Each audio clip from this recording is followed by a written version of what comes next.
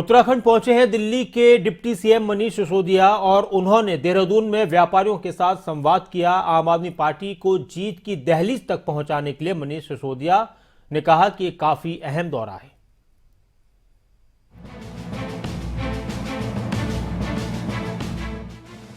उत्तराखंड में आम आदमी पार्टी ने भी चुनावी समर में दस्तक दे दी है। आम आदमी पार्टी के नेता लगातार उत्तराखंड का दौरा कर रहे हैं और उत्तराखंड की नब्ज टटोलने की कोशिश में लगे हैं।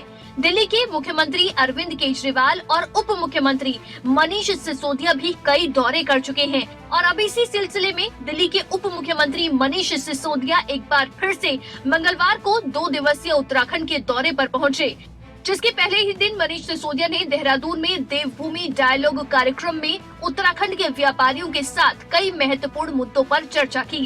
राज्य में व्यापार की संभावनाओं पर मंथन किया और व्यापारियों की समस्याओं पर बातचीत की। मनीष सिसोदिया ने इस मौके पर कहा कि उत्तराखंड में व्यापार की बेहद संभावनाएं हैं, लेकिन यहाँ की सरकारों ने कभी व्यापारियों के बारे में सोचा ही नहीं। दिल्ली में तो फिर भी हमारी मजबूरियां हैं। दिल्ली में जमीन दिल्ली सरकार के अधीन नहीं आती। दिल्ली के बहुत सारे अधिकार वहां पे एलजी और सेंट्रल गवर्नमेंट के पास होते हैं। वैसे भी छोटी जगह है, लेकिन दिल्ली में इस कंस्ट्रेंट के बावजूद इतनी तरक्की हो सकती है, तो उत्तराखंड में तो व्यापार बहुत फल फूल सकता है। दिल्ली फिर भी एक अलग तरीके का शहर है, कॉम्पैक्ट सिटी है। यहां तो फैला हुआ है पूरा। यहां पे जितनी संभावना है, और पर्यटन के क्षेत्र में मुख्यमंत्री जी ने कहा है आध्यात्मिक राजधानी बनाना है इसको। आध्यात्मिक क्षेत्र में खूब रोजगार की संभावनाएं हैं, खूब व्यापार की संभावनाएं हैं।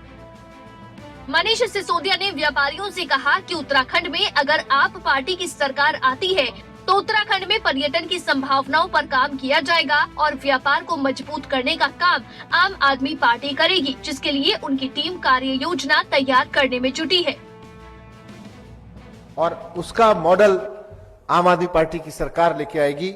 अपना एक पूरा विशेष विंग इस पे काम कर रहा है कि सरकार बने तो किस किस तरह से यहाँ पे बिजनेस मॉडल को किसको आगे बढ़ाया जा सकता है।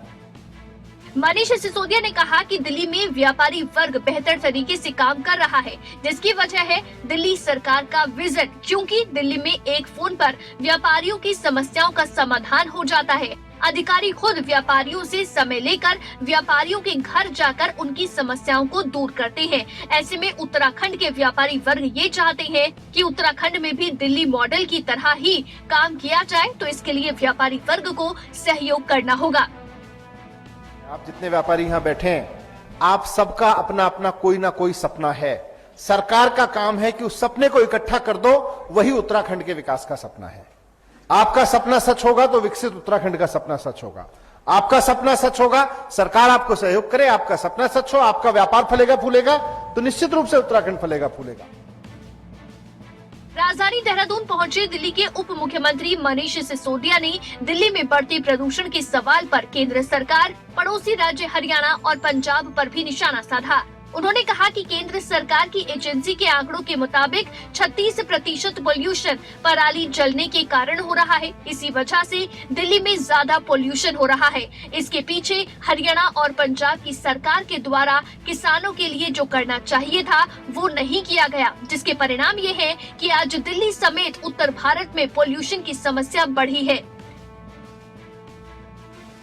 खैर, चुनावी समर है और ऐसे में राजनेताओं का वार पलटवार और बयानबाजियों का दौर जारी है। साथ ही दावे और वादे भी किए जा रहे हैं, लेकिन अब देखना होगा कि जनता इन दावों और वादों पर कितना भरोसा जताती है।